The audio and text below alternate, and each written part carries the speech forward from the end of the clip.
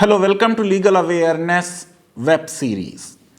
आमतौर से सिर्फ किसी न्यूज़पेपर की रिपोर्ट पर हम एपिसोड नहीं बनाते, लेकिन आज जो ये कौनैन शरीफ की रिपोर्ट इंडियन एक्सप्रेस में छपी है और बड़ी ऑथेंटिक रिपोर्ट है, जिसने इलाहाबाद हाई कोर्ट ने किस तरीके से हैबियस कॉर्पस की पेटिशंस को डिस्पोज ऑफ किया है, नेशनल सिक्योरिटी एक्ट जिन लोगों पे लगाया गया, उसने मुझको फोर्स किया कि ये इतनी बड़ी फाइंडिंग है कि इसके बारे में लीगल अवेयरनेस वेब सीरीज के व्यूअर्स को पता होना चाहिए।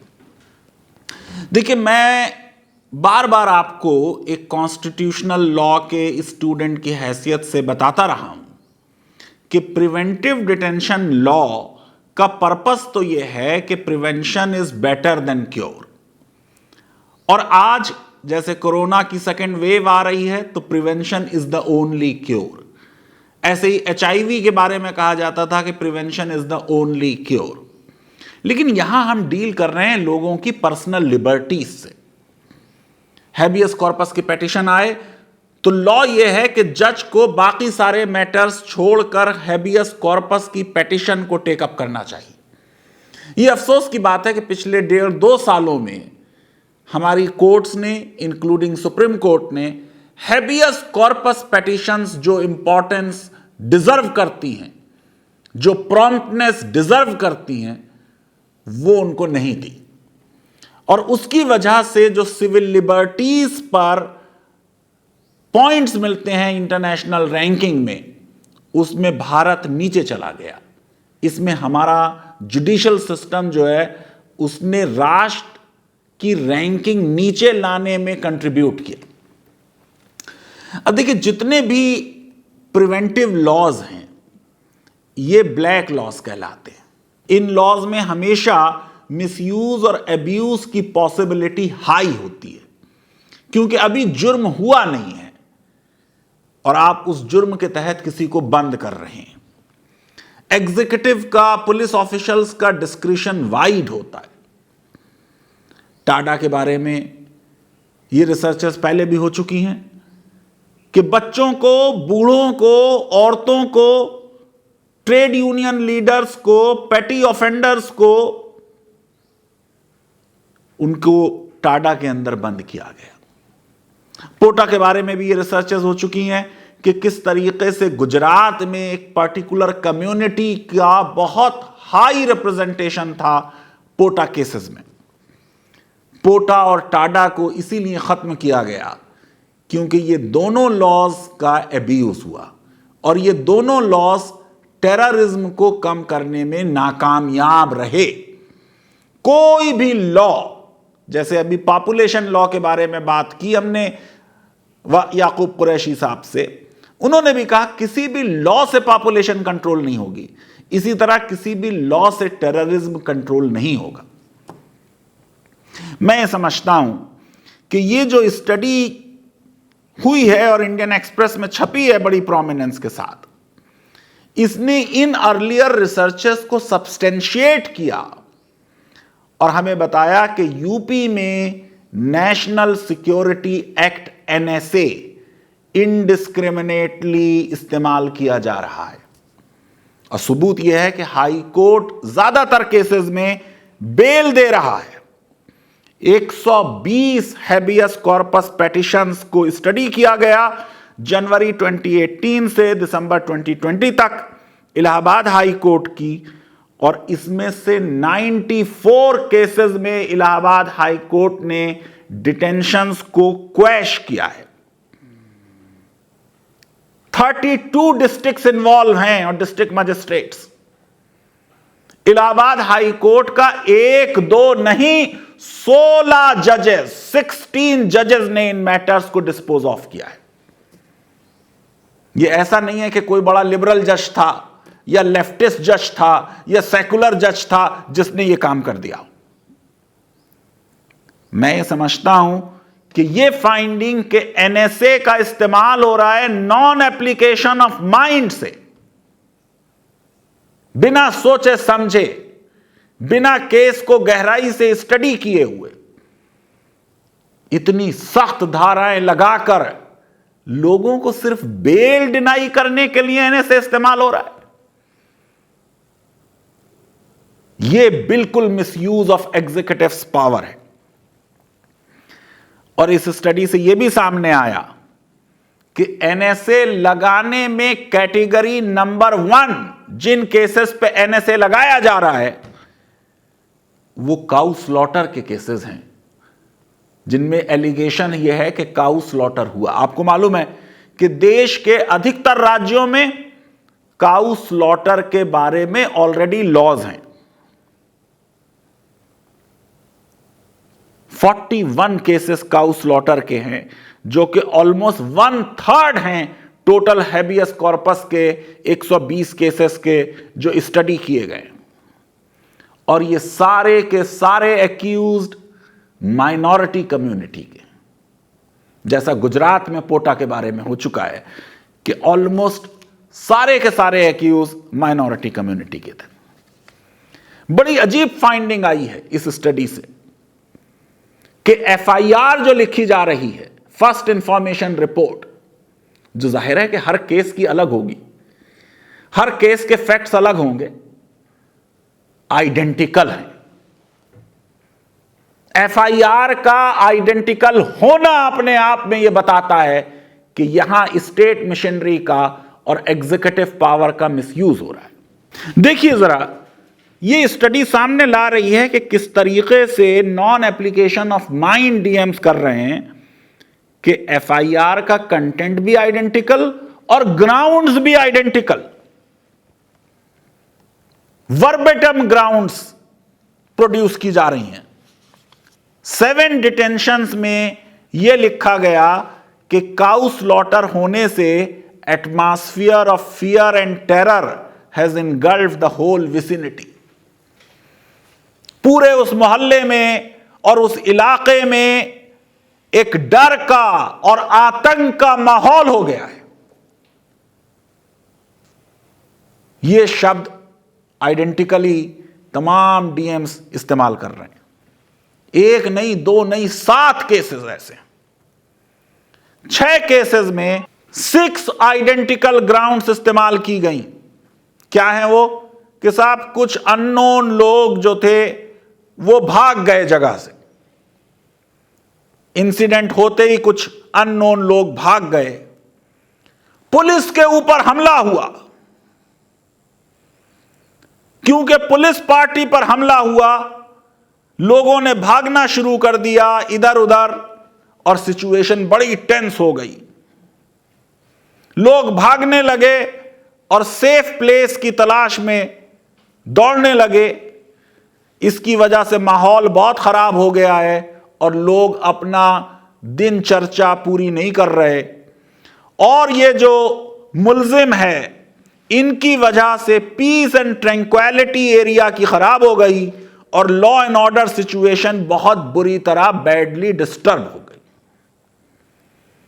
2 डिटेंशन ऑर्डर्स में इस तरह की आइडेंटिकल ग्राउंड लिखी कि साहब women in particular became reluctant to go out of their house to do their routine work. कहीं पे काउ स्लॉटर का एलिगेशन है, उस इलाके की औरतें अब डर रही हैं, बाहर नहीं जा रही अपने कामों से। और tempo of life was adversely affected and public order was shattered. आप सोचिए कि 32 जिलों के डिस्ट्रिक्ट मजिस्ट्रेट्स ने यह ऑर्डर इशू किए हैं। एक CFIR, आइडेंटिकल ग्राउंड्स, बिल्कुल साफ जाहिर करती हैं कि इनको रियलिटी में एनएसए नहीं लगाना चाहिए था। ये इन्वेंट कर रहे हैं ग्राउंड्स, बोरो कर रहे हैं एक दूसरे से, भैया तुमने ये ग्राउंड ली थी, मैं भी यही ग्राउंड ले लेता हूं। ये लीगल सिस्टम के लिए और संविधानवाद के लिए एक बहुत बड़ा चैलेंज। केसेस में यह कहा गया कि भाई पुलिस को कैसे पता चला, साहब कोई एनोनिमस कॉल आई थी, किसी एनोनिमस आदमी ने इंफॉर्मेशन दी। आपको मालूम है कि काउ विजिलेंटे के बारे में प्रधानमंत्री जी खुद बहुत सख्त शब्दों में निंदा कर चुके हैं, क्रिमिनल्स तक कह चुके हैं। वीडी सावरकर जो हिंदुत्व के आइडल हैं, उन्होंने इस बारे में बहुत सख्त टिप्पणियां की हैं। अजीब बात है कि हम वीडी सावरकर को भी नहीं मानेंगे। तरह तरह की बातें कही गई कि साहब वो एफआईआर में ये कहा जा रहा है कि cow slaughter open agriculture field में हुआ या जंगल में हुआ। 9 ऐसे मामलात आए जिनमें यह कहा गया कि साहब वो ओपन एग्रीकल्चर फील्ड में हुआ या जंगल में हुआ। 5 ऐसे केसेस कहे गए कि साहब घर की 4 दीवारी के अंदर प्राइवेट रेजिडेंस में हुआ, कभी दुकान के बाहर हुआ। सरकार के आला ओहदेदारों को क्वेश्चनायर भेजा इंडियन एक्सप्रेस ने, लेकिन जाहिर है कि उनका जवाब नहीं आया।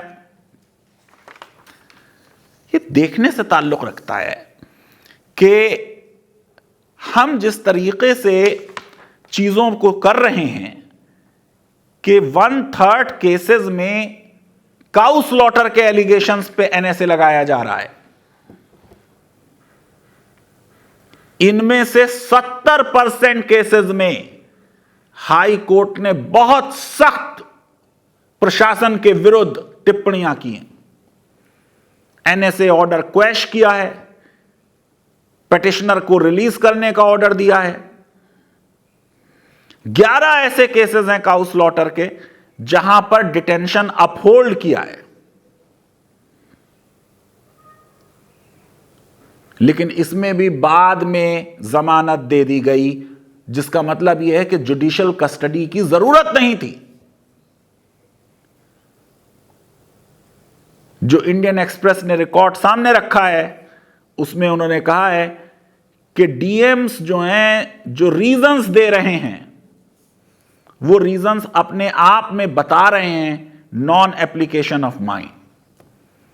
क्योंकि ज्यादातर लोगों ने यह लिखा कि भैया इसने जो एक्यूज्ड है, इसने बेल की एप्लीकेशन डाल दी है, इसको बेल मिल जाएगी, इमिनेंट है बेल का मिलना, इसलिए एनएसए इस पे लगा दो। कह दिया कि साहब ये जो है ऐसी एक्टिविटीज में इन्वॉल्व होगा जिससे पब्लिक ऑर्डर को खतरा होगा।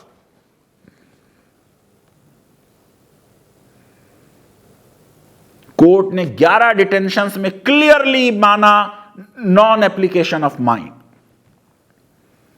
13 केसेस में कोर्ट ने माना कि जो आदमी डिटेन किया गया है उसको जो संवैधानिक अधिकार है आर्टिकल 22 में इफेक्टिवली रिप्रेजेंटेशन का, वो उसको अधिकार नहीं मिला। 7 डिटेंशन में कोर्ट ने कहा कि ये लॉ एंड ऑर्डर का मामला है, एनएसए का मामला नहीं। 6 केसेस में कोर्ट ने कहा कि एनएसए इन्वोक किया गया on the basis of a solitary case, कोई पास्ट क्रिमिनल रिकॉर्ड नहीं है इस आदमी का। एक कोई मामला उसके सामने आ गया और उसमें आपने एनएसए लगा दिया।